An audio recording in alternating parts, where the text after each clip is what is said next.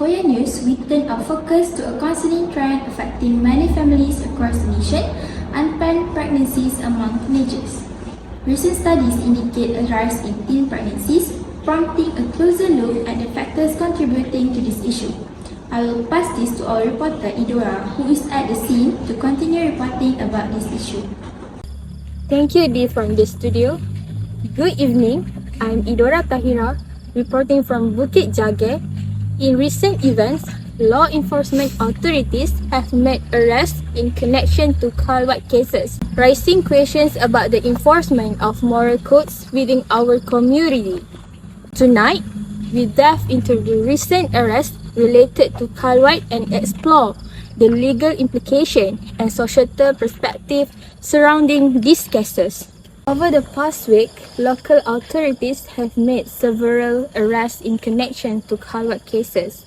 Sources report that these arrests were made based on complaints or surveillance indicating individuals violating moral codes.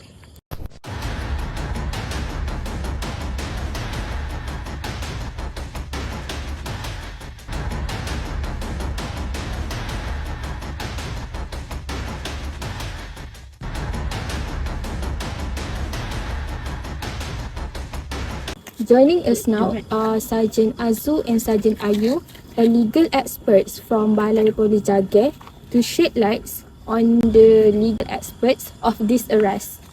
Sergeant Azu, can you explain what is happening now? Yes, now we have got two teenagers did some immoral activities in this remote area at Bukit Jage. Ayu, how do you know that this is the place that some people do immoral activities? We know because we have caught a few couples doing the same things here multiple times. For this week only, there are already 3 same cases. Can you explain the legal considerations surrounding halwat cases? Of course, in Malaysia, halwat cases are typically dealt with under the country Islamic laws, which are applied to Muslims only. Malaysia practices a dual legal system where both civil and Islamic laws coexist. About penalties for halwat offences in Malaysia may include fines, imprisonment or both, depending on the severity of the case and the specific provisions of the state's Islamic ways. Penalties can vary between states, and the discretion of the religious authorities plays a role in determining the appropriate action. For non-Muslim, it's important to note that Islamic laws, including those related to halwat, apply only to Muslims in Malaysia. For non-Muslim are generally subject to civil laws, and their personal matters, including issues related to morality, are handled through the civil legal system. Joining us now, Puan Tima, a Bukit Jage citizen. Have you ever seen any suspicious action around here? So I take this road every day after work. At least once a week, I will see a car park somewhere so quiet and so suspicious in this remote area. And the car's tinted glass is very dark, so I can't really see what's happening inside. But surely I can sense that something is indeed happening.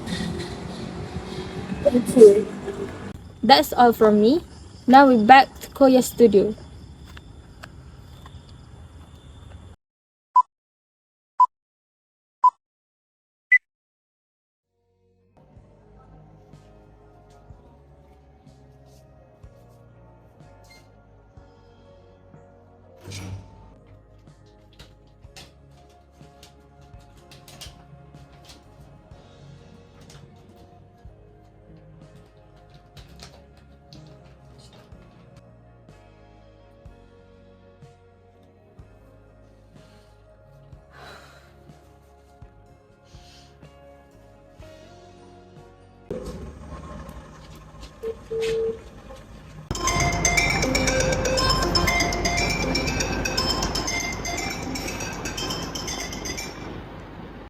Hello, Adriana. I have something to tell you. Do you have some time? What is it? Kinda busy. It is super important. Okay, but please make it quick. I've got other things to do. I'm pregnant. You what? You pregnant? You sure it's mine? Yeah, pregnant. What do you mean by you sure it's mine? I only do it with you. Really? How long did you know? What? Are you trying to say that I'm cheating? I want you to take full responsibility of it. No! Then what do you want me to do? Abort it? Well, that's an idea. Are you mad? Do you really think that I'm ready to be a father? No, I don't, and I'm not ready to be a mother either. We'll just figure it out. I'm not ready to figure it out.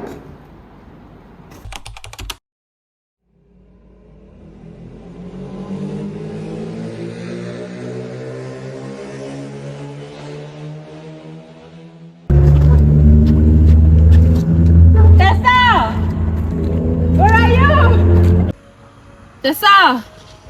Please answer the phone. Where are you? I'm worried.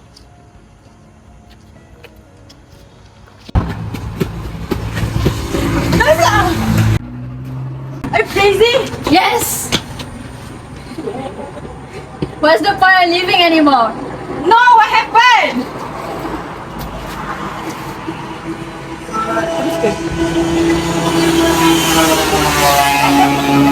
What happened? I'm pregnant. And my boyfriend does not want to take responsibility of it. Really? Do you know where is he now? No. So what are you going to do next? I don't know what to do. It's okay. I will accompany you to the clinic tomorrow for your medical checkup and a confirmation about your pregnancy.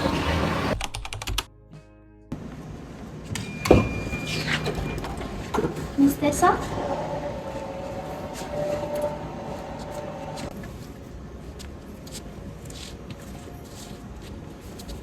Okay.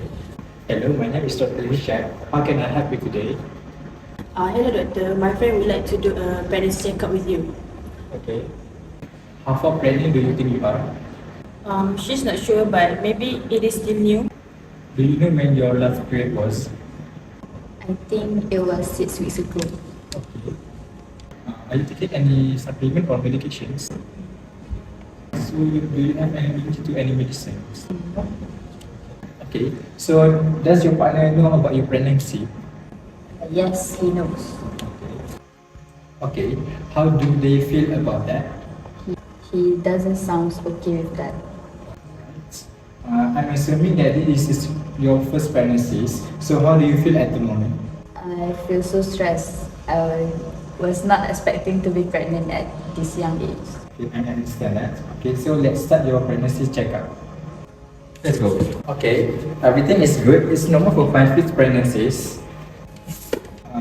Okay, that is for now. I will assign your next medical checkup. No, I don't want to come here anymore. I want to abort the baby. Are you sure you want to do that? There is a risk for abortion, especially at a young age like you. What are the risks? Okay, the risks are pelvic infections, incomplete abortions, and blood clots in the uterus. Also heavy bleeding. Okay, so do you still want to abort it or keep it? Let me think about it first, then I will confirm it with you. Alright, so whatever you plan to do, I will set an appointment on 4th March. I hope I will see you that day. Okay, that's it for now. Thank you doctor.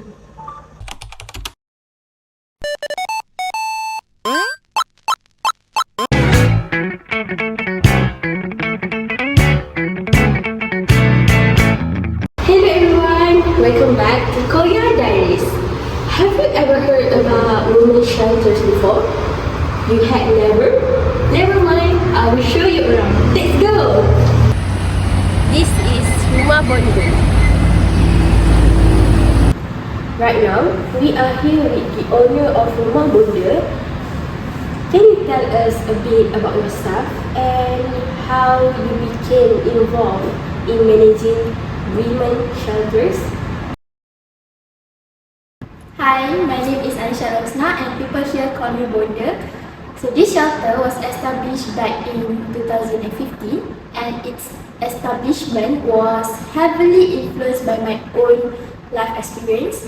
To be exact, my best friend, she was a rape victim and her family couldn't accept the fact that she had lost her virginity and they mentally abused her to the point that she ran away from home. And at that point, she only had me So I was really determined to build this shelter to protect her and also other women who also had nowhere to go. What is the primary mission of your women's shelter and how do you measure its impact on the community? Primarily, our shelter's mission is to provide a safe and supportive environment for women who have experienced domestic violence, homelessness, and young single mothers. We can measure the impact of our shelter on the community by the number of ladies served and the positive outcomes from these women to recover from their trauma. Could you outline the key services that your shelter provides to women in need? Our Rumah Bunda provides a safe and secure accommodation with a great security system to protect those women from the abuser. Women in our shelter are also provided with counseling and emotional support services that is available 24/7 for them in hope to help them develop coping strategies for moving forward. What advice would you give to the individuals or organizations looking to support or start women's shelter? First and foremost is to understand the needs of the community you aim to serve. So it involves a lot of researchers, surveys in order to gather data in the issues that are highly relevant in one particular area. Secondly is to secure funding. Establishing a women's shelter requires a significant financial resources. Therefore, various funding sources need to be explored. For instance, government grants, private donations, fundraising events, and even corporate sponsorship. Lastly, I believe it is crucial to have an open mind to support these women and also provide a welcoming and supportive environment for the shelter.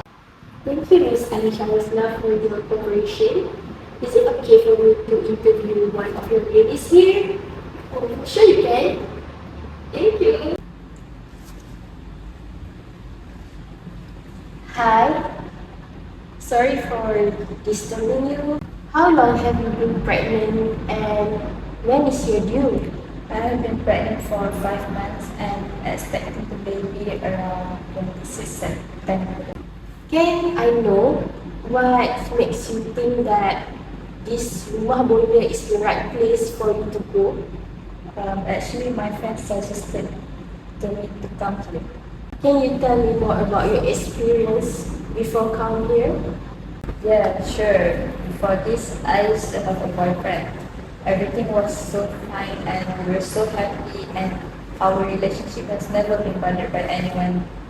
Until one day I went out with him to spend time together. Maybe because I was blind by love, we did something that we shouldn't do, and unfortunately, we get caught by the police a few months ago. Our news has been spread all over Malaysia that day. At that time, I wasn't expecting that I would get pregnant. Until one day, I felt so weak and my period has been delayed for 2 months. So I did a pregnancy test and the result turned out to be positive. I was so stressed and almost killed myself, but thankfully, my friend came and she comforted me in the way that nobody can. The next day, we went to the clinic to do a medical checkup and the confirmation about my pregnancy. And yes, it was confirmed that I was pregnant for 5 weeks already at that time. Thank you for sharing this with me, Lisa. Right now, we are here with Councillor of Rumah Bunda. Can you tell us a bit about yourself and providing a brief overview of your experience and background as a councillor here? Hello, I'm Dr. Mutat and I've been working as a counsellor at Rumah Bunda for the past 7 years. I began my journey into counselling with a strong passion for supporting survivors of domestic violence and helping them rebuild their lives.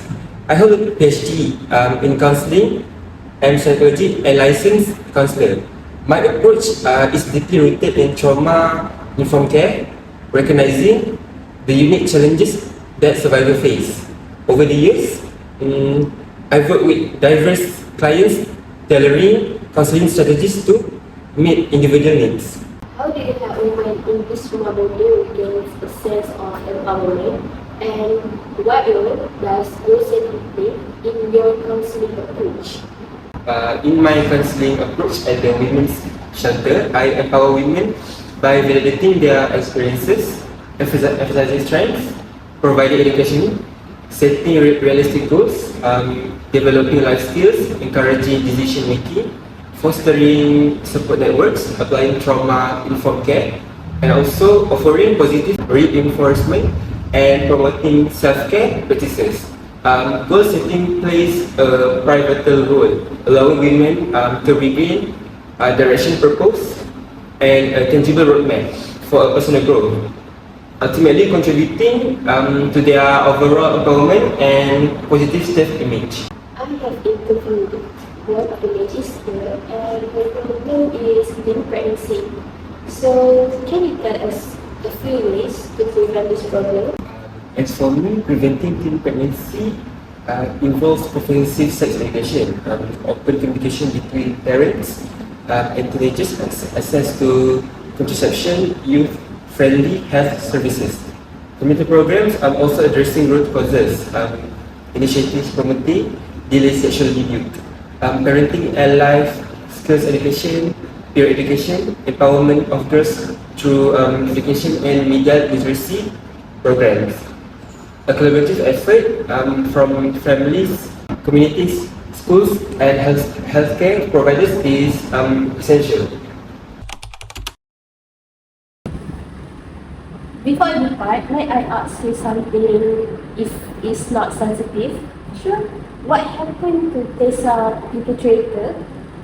From what I know, the police give me a statement that the guy has been caught and currently on trial for his criminal case. What cases? Shockingly, that guy is a pedophile.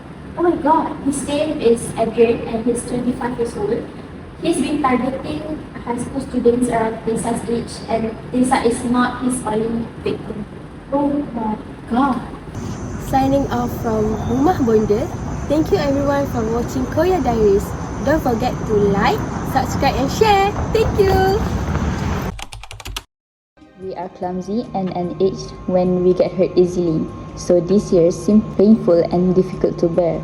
But notwithstanding all of that, I can look back many years later and say I was truly happy during that time because of warm hand that was reached for me when I had fallen. If only one person, no more, no less, would go up to a friend who is crying and offer their hand and say this, there would be no more hardship that we cannot overcome.